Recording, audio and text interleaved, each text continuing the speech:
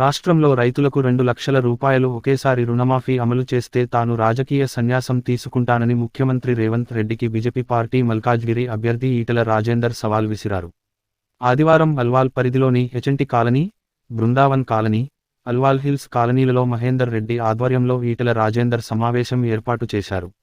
ఈ సందర్భంగా ఈటెల మాట్లాడుతూ బీఆర్ఎస్ పార్టీకి మల్కాజ్గిరి పార్లమెంట్ ఎన్నికల్లో డిపాజిట్లు కూడా రావని అన్నారు. పార్టీ జెండాలతో సంబంధం లేకుండా దేశంలో ఆర్థిక వ్యవస్థ బాగుపడుతుంతో పాటు ప్రపంచ చిత్రపటంలో భారతదేశం ఆత్మగౌరవం దక్కాలంటే అది మోడీతోనే సాధ్యమని అన్నారు.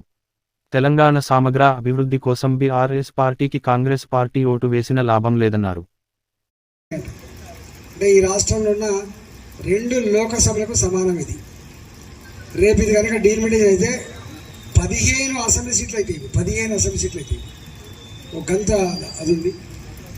నార్త్ ఇండియా నుంచి వెళ్ళి వాళ్ళు యూపీ వాళ్ళు కావచ్చు, బీహార్ నుంచి కావచ్చు, బెంగాల్ నుంచి కావచ్చు, అది అస్సాం కావచ్చు, అది ఒరిస్సా కావచ్చు, అన్ని రాష్ట్రాల వాళ్ళను కూడా ఇక్కడికి నమ్ముకొని వస్తే వాళ్ళను అక్కడ చేర్చుకొని వాళ్ళకు ప్రేమను పంచి ఉపాధి కల్పించే గడ్డ కూడా మల్కాజ్గిరినే. వాళ్ళు ఉన్నారు ఇక్కడ. రాజకీయ పార్టీకి భగవద్గీతతో సమానం, అది ఒక ఖురాన్తో సమానం, ఒక బైబిల్తో సమానం. అంటే ఇచ్చిన ఆమెను తప్పకుండా అమ్మ ఇచ్చేయాలి. ఏమిచ్చినా మేము, ఓ తెలంగాణ తల్లులారా మీ పిల్లలకు మీ మీద భారం పడకుండా నౌకరు ఇచ్చేంత వరకు వాళ్ళు చదువుకోవడానికి 3,116 రూపాయలు గుర్తిస్తా అని చెప్పింది. అనుకుందా? నిరుద్యోగ వృద్ధి అంటే. తెలంగాణ రైతులారా 1,00,000 రూపాయలు రుణమాఫీ ఎంటర్టైన్ చేస్తా అని చెప్పిండా లేదా? ముఖ్యమంత్రి చెప్పిండా లేదా? అనేక హామీలు. కానీ ఆయన మాట మాట్లాడితే ధనిక రాష్ట్రం అని చెప్పిండు, సంపదకు కొదవలేని రాష్ట్రం అని చెప్పిండు, రాజు తలుచుకుంటే దెబ్బలకు కొదవ అని చెప్పిండు, అన్నిట్లో నంబర్ 1 రాష్ట్రం అని చెప్పిండు. ఈ దేశంలో ఉన్నటువంటి అన్ని రాష్ట్రాల పరిపాలన కంటే కూడా నా పరిపాలన నంబర్ 1 అని చెప్పిండు. గా ముఖ్యమంత్రి 4 సంవత్సరాలు గడిచినప్పటికీ రైతు రుణమాఫీ అమలు కాలేదు. డబ్బులు లేకనా? ఇష్టం లేక. డబ్బులు లేక జీతపత్యాలు కూడా చివరికి ఒక వారం కొన్ని జిల్లాలు జీతాలు చెప్పడం వాస్తవం కదా. జీతాలు ఫస్ట్ వారంలోనే ఇవ్వాలని రూల్ ఏమైనా ఉందా అన్నాడు. అనేక మాటలు మాట్లాడుతాను దొరికిపోతాను. నిరుద్యోగ భద్రత ఇయ్యలే. చివరికి ఊళ్ళలోకి పోతే రైతులు రాణించట్లేరని చెప్పి నీ రింగ్ రోడ్ అమ్మకుండా వచ్చిన పైసలు ఎప్పుడో వేసాం బాబా. రింగ్ రోడ్ 7,600 కోట్లకు 7,800 కోట్లకు అమ్మిండు. 100 కోట్లకు ఎకరం అని చెప్పి టీవీలలో ఫ్లాష్ న్యూస్ 100 కోట్లకు ఎకరం అని ఆర్టిఫిషియల్గా హైప్ చేసి అక్కడ అమ్మిన భూమి పైసలు తీసుకుపోయి జమ చేస్తే వడ్డీకే సరిపోయింది తప్ప అసలు తీరని మాట వాస్తవమా కాదా? నేను అడుగుతున్నా. నా మీద స్టేట్మెంట్ ఇప్పిస్తాను రేవంత్ రెడ్డికి. నేను ఈ వేదిక నుంచి డిమాండ్ చేస్తున్నా, ఒకవేళ కనుక మీరు 2 లక్షల రూపాయల రుణమాఫీని ఎంటర్టైన్ కనుక అమలు చేస్తే రాజకీయాల నుంచి శాస్త్రం తప్పుకుంటా అంటుండేది. పెట్టుకున్నామా? హ్యాబిట్ అవసరాలు చర్చ ఎక్కడంటే తెచ్చి పెడుతుంది. ప్రతి మహిళకి 44 లక్షల మందికి పెన్షన్లు ఇవ్వడానికే ఎలకలబడ్డ ఆనాడు ప్రభుత్వం అప్పుడప్పుడు మధ్య ఒక నెల పెన్షన్ ఇవ్వబోతుంది. ఈ నెల పెన్షన్ 2 నెలలకు వస్తుంది.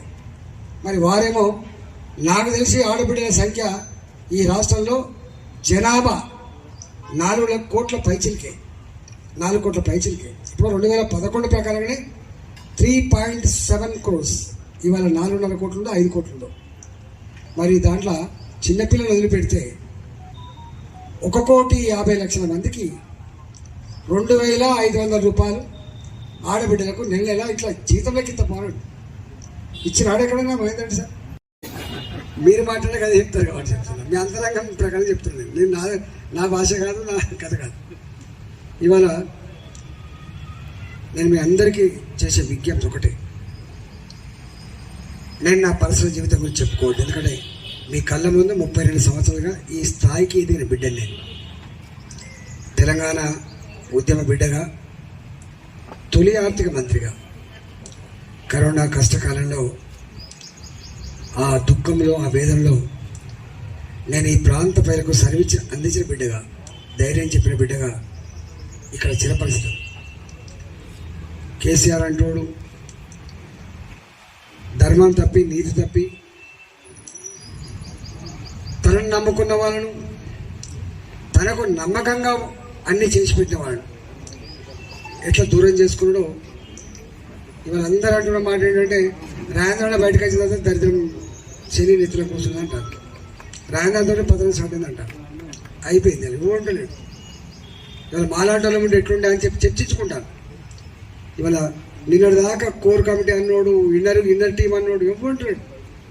9 మంది ఎంపీలు ఉంటే 6 మంది ఎంపీలు పోయారు, 3 మిగిలినారు. ఇవాళ ఎమ్మెల్యేలు అయితే దిక్కు లేకుండా అయిపోయింది. కేసీఆర్ గారికి తెలంగాణ సమాజం ముందుకు వచ్చి నన్ను గెలిపించమని చెప్పే అధికారం లేదు ఇప్పుడు. అది లేకుండా పోయింది. ఎందుకు? ఇక్కడ లేడు, అక్కడ పోయి చేసేదేం లేదు. అంతకుముందు అంటున్నా కొట్లాడాలి, మన బలం ఉండాలి, మన తాకత్ ఉండాలి.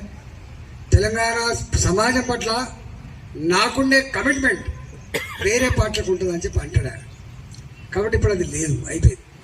మనం ఈ దఫా నేను ఆ పార్టీ నుంచి వచ్చినప్పటికి కూడా ఆ పార్టీ కార్యకర్తలకు, నాయకులకు 2 చేతులు జోడించి ఇవాళ వాళ్ళకి అప్పీల్ చేస్తున్నా. టీఆర్ఎస్ పార్టీ, బీఆర్ఎస్ పార్టీ నాయకులు, కార్యకర్తలు, ఇవాళ మీరు గెలిచే ప్రసక్తి లేనప్పుడు, ఈ ప్రజాస్వామ్యాన్ని కాపాడే బాధ్యత మీ మీద ఉన్నప్పుడు, ఇవాళ కేంద్రంలో నరేంద్ర మోడీ గారి ప్రభుత్వాన్ని ఇవాళ ఆస్వాదించేటువంటి అవసరం ఉందా లేదా ఆలోచించేయండి.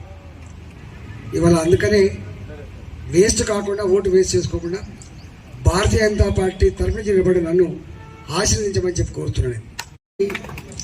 ఆయన మర్చిపోయాడు తన గతాన్ని.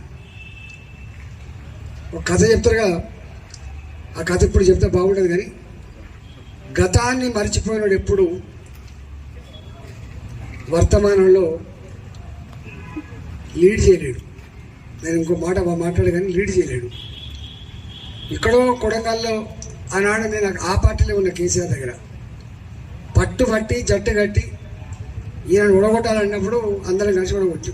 నేను కూడా ఉన్నా అక్కడ ఉడగొడితే ఇక్కడికి వస్తే పాపం గెలిపి తిరిగారు.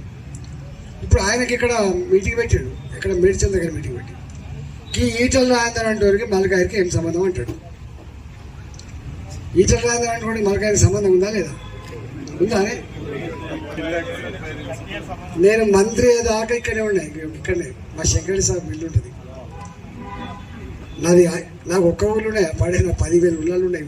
నా ఇల్లు వాకిళ్ళు 15 ఊళ్ళలు ఉన్నాయి నాకు. ఇప్పుడు కాదు, 2001కే ఉన్నాయి నాకు. నన్ను పట్టుకొని ఈ ఈటల రాజేందర్కి ఏం సంబంధం అంటాడు. నన్ను పట్టుకొని ఈటల రాజేందర్ అంటే ఒక జిల్లా ఉంటుందా, ఒక గ్రామం ఉంటుందా, ఏముంటుంది? ఆదిలాబాద్ నుంచి మొదలుపెట్టి అలంపూర్ వరకు ఈటల రాజేందర్ గుర్తుపట్టు ఉంటాడు. అని అక్కడ భద్రాచలంలో మొదలు పెడితే నా తాండూరు వికారాబాద్ వరకు గుర్తుపడుతున్నాను. ఏమనుకుంటాను ఇలా మలకాయి ప్రజలు మావాన్ని అన్యాయం కూడా కొట్టిన అక్కడ హుజరాబాద్లో కుట్రలు చేసి, డ్రామాలు చేసి, తడి నీళ్ళతో, తడి బట్టలతో నిలబడి చచ్చిపోతామని పోయి బ్లాక్ మెయిలింగ్ చేసి చివరి ఎలక్షన్ కమిషన్ కూడా కేసులు పెడితే వచ్చు. ఏమనుకుంటుంది ఇలా మల్కాగిరి 2 అనుకుంటాను. ఈ దఫా మోడీ గారే మళ్ళీ ప్రధానమంత్రి కావాలనుకుంటాను మల్కాగిరి. ఇంకేమనుకుంటాను? మేము నచ్చిన బిడ్డని ఇచ్చిండ్రు, తప్పకుండా ఈటలు కూడా ఆశీర్వదించుకోవాలని కోరుకుంటాను. ఎందుకంటే